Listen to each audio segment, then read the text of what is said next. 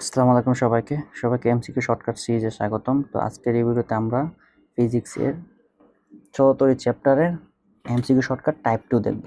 চলো আমরা শুরু করে দিই। তো টাইপ 2 এ কি বলতেছে? টাইপ 2 এ মূলত বলবে যে, ধরো এখানে আমাদের কি বলবে এটা লেখা আছে। টাইপ 2 বলতেছে এখানে কিন্তু একটি বর্গাকার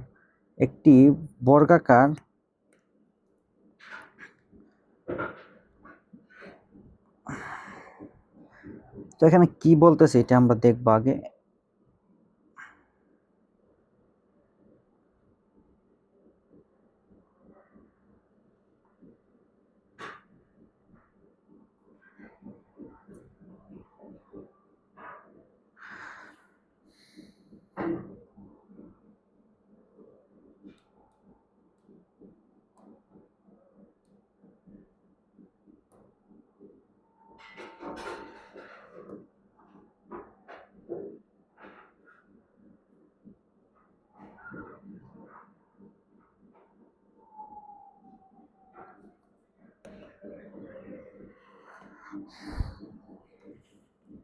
এখানে কি বলতেছে একটি বর্গক্ষেত্রে তিনটি কৌণিক বিন্দুতে যথাক্রমে ধরো Q1 Q2 এবং Q3 আধান স্থাপিত আছে। চতুর্থ কৌণিক বিন্দু কত আধান স্থাপন করলে বর্গটির কেন্দ্র তড়িৎ বিভব শূন্য হবে? তার শর্টকাটটা হচ্ছে Q1 Q2 Q3 plus Q4 equals to 0। এটা তোমরা আমি জানি কিচ্ছু বুঝে না, আমি বুঝাই দেওয়ার চিত্র রাখি।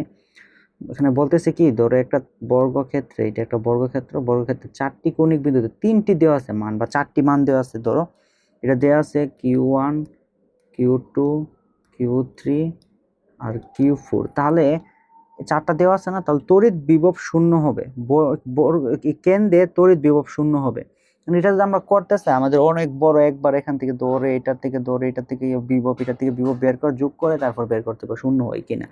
তো কত হলে শূন্য হবে? এখন ধরো এখানে একটা জিনিস কি করছে ওরা, ধরো এই যে 4 নাম্বারের ধরো এটা মিসিং দিয়ে রাখছে, এটা যে কোনো একটা XYZ মান দিয়ে রাখছে। এখন বলতে তিনটাই করলে তখন আমরা এটা শর্টকাটটা কি, এটার কেন্দ্রের বিভব কত হবে, এটা শর্টকাটটা হতেছে গিয়ে যে, যদি চারটা বাহু ধরো, এটা আমার Q4 দেওয়া আছে, তাহলে Q1 plus Q2 plus Q3 plus Q4 equals to 0। মানে চারটার যে চার্জ দেওয়া থাকবে কৌণিক বিন্দুতে, ওই চারটার যোগফল হচ্ছে 0।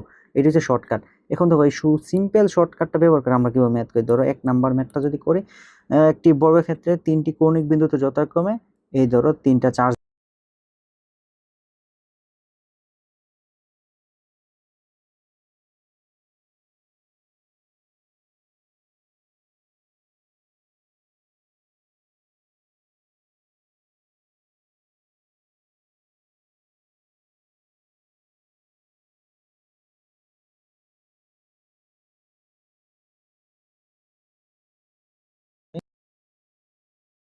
তাহলে Q1 Q2 এটার মধ্যে তো ফর্মুলায় মান বসাই, তাহলে একটা দেওয়া আছে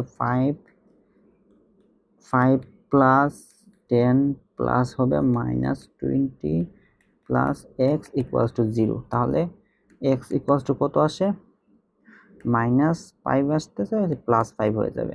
তাহলে x ইকুয়ালস টু +5, এটা অ্যান্সার আছে। সি নাম্বার হইতেছে আমাদের অ্যান্সার। সিমিলার এর পরেরটা, এগুলো একদম ইজি। দেখো এরপরে কি বলতেছে, এরপরে বলতেছে যে, একটা ABC বর্গক্ষেত্রের এ বিন্দুতে এত চার্জ, বি বিন্দুতে এত চার্জ, সি বিন্দুতে এত চার্জ দেওয়া আছে এবং ডি বিন্দুতে কত চার্জ স্থাপিত করলে বিভব শূন্য হবে। এখানে কিন্তু বলতেছে এই যে বিভবের মান শূন্য হবে। এখানে ডি বিন্দুতে কত হলে বিভবের মান শূন্য হয়। তাহলে আমরা ম্যাথটা কি করব, জাস্ট চারটা বিন্দুর মান দেওয়া আছে, ধরো যোগ করব আর একটা এক্স ধরবো। 6 plus 8 plus 2 plus x equals to 0। এটা যোগ করলে কত আসে, 16 plus x equals to 0, x equals to -16। Answer হবে -16। এটাই অ্যান্সার। এগুলো পারো, ঠিক না? তোমরা পারবা, আশা করি পারবা। তো দেখা হচ্ছে অন্য কোনো ভিডিওতে। আর এটা কিন্তু আসে রিসেন্টলি, তোমার 25 সালে একটাতে আসছে, আমাদের সময় একটাতে ছিল। তো ভালো মতো দেখো, এগুলো তোমরা জানি পারো। তো দেখা হচ্ছে অন্য কোনো ভিডিওতে। আসসালামু আলাইকুম।